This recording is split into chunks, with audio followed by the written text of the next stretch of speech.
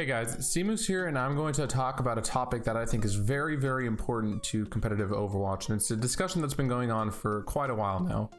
The discussion is over one hero limits, that is, whether or not a tournament and the tournament organizers can enforce that players can only play them a maximum of one hero per team. And in this gameplay, I'm going to be playing 4 Winstons and 2 Lucios for most of the game, or you can call the composition the Planet of the Apes, or Quinston if it's 5 Winston or whatever. And we're attacking Hanamura, and we're able to get a pretty cheesy, pretty quick victory just because the enemy team just is not prepared.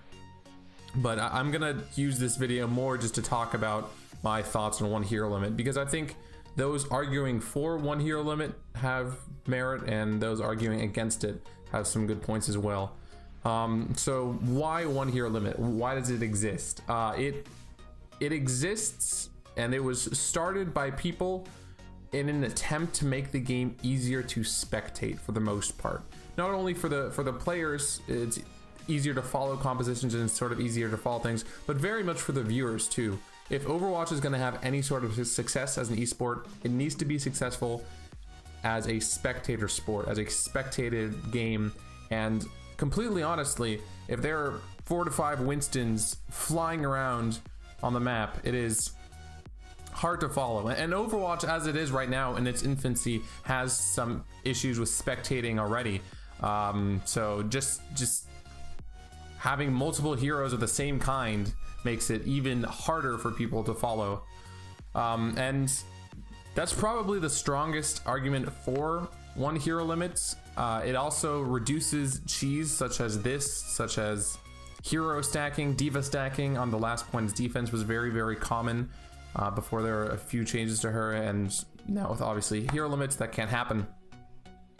But it just reduces a lot of cheese, which to a certain extent is a little bit sad, because this is one thing that people argue against hero limits for, is the fact that you can try a lot of creative stuff with these compositions that can take enemies by surprise. And you can have stuff like Quinston comps, you can have stuff like Protect the President Bastion comps, you can have that Protect the President is when you have double Widowmaker, double Reinhardt, and a Bastion Mercy to completely protect that Bastion. And I agree with that comment as well. It's pretty sad when one hero limit sort of can take some of the creativity away from teams and from players. And another issue that exists with one hero limit is that if players play under the one hero limit rule, the heroes they are going to use is at least now, while Overwatch doesn't have a very wide roster of characters, is it's pretty obvious. Like there's only a few good heroes for each role. Like Lucio and Mercy are the 2 best supports, the 2 best healers. Like you'd never see Zenyatta, or you'd very, very rarely see Zenyatta. Stuff like Diva, just because the other tanks are so much better, and you don't get to see some creative stuff that's just kind of disappointing.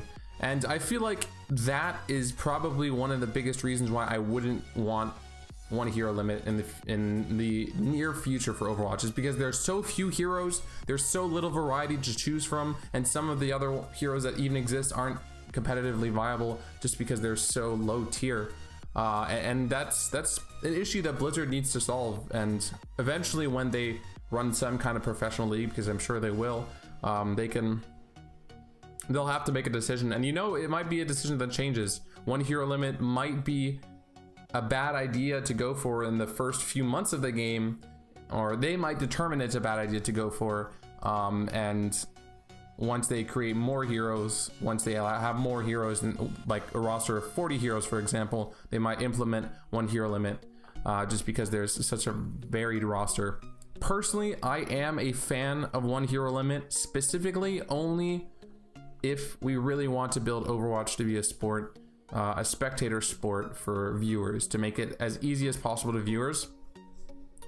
And so I think I currently agree more with implementing one hero limit, just because it makes things easier to watch if you're new to Overwatch. However, I feel like the game isn't balanced around one hero limits, and if one hero limit becomes the professional standard, then certain heroes will probably have to be tuned towards that. For example, Winston is a fantastic example of a hero that after the changes he had in the beta and up until now, he doesn't see much play. I mean, he sees a decent amount of play, but not really as much play in one hero limit game modes compared to when you can run as many Winstons as possible, because 2 Winstons are so very annoying, so very powerful. But if it's only 1 Winston, his jump has a 6-second cooldown, but his shield doesn't have very much health, so he goes down pretty quickly, and he generally can't jump in and jump out safely enough, and it's a little bit riskier to use. So Winston's a great example of a hero who gets to be even stronger the more you can use him, as you guys saw in this game.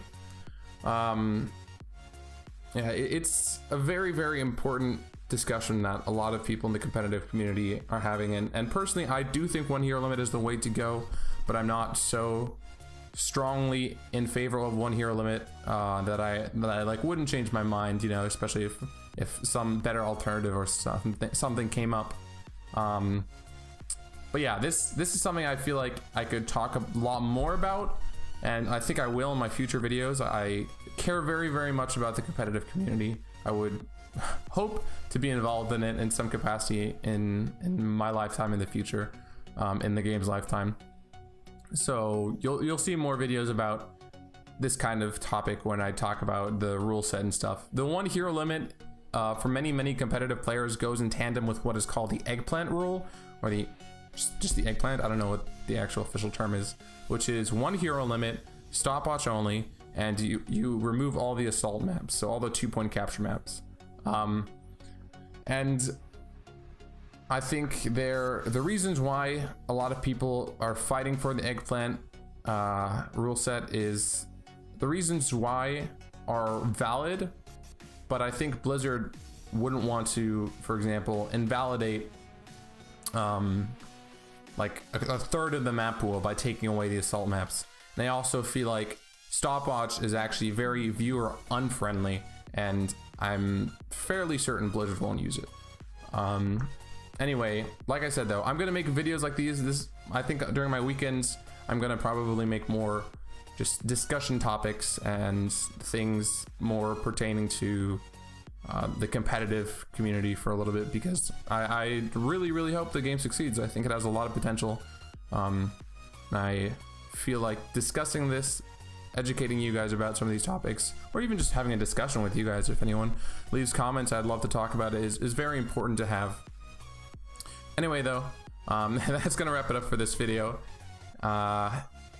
Use Winston, try it out. Playing the Quinston comp, like just a bunch of Winstons and 1 or 2 Lucios, is really effective on smaller type maps. It's also actually really good on King of the Hill to a certain extent, and especially on these assault maps, you can just blitz the opponent and just blitzkrieg them. But anyway guys, that's gonna wrap it up for this video. I have been Seamoose. As always, if you like my content, please subscribe, because I'm overwatching. I'm uploading Overwatch content every day for the foreseeable future. Anyway guys, tomorrow I'm gonna upload a video of some kind, that's obvious, and then my Reaper guide will be up starting on Monday next week. Thanks for watching everyone, and I'll see y'all later.